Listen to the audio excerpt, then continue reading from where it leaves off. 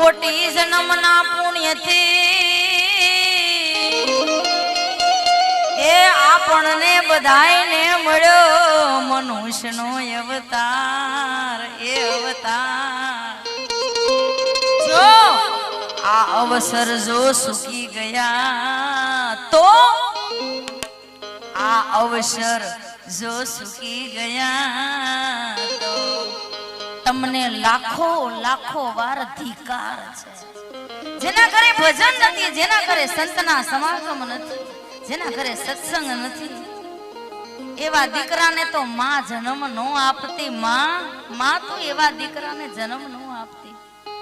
એવો દીકરો જણજે ભગત કા દાતાર કા શૂરવીર, નહીતર રેજે તું વાંજણી તારું મત ગુમાવીશ નૂર.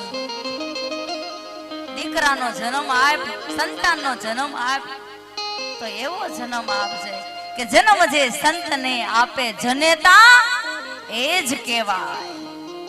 સાચી જનેતા જે સંતને જન્મ આપે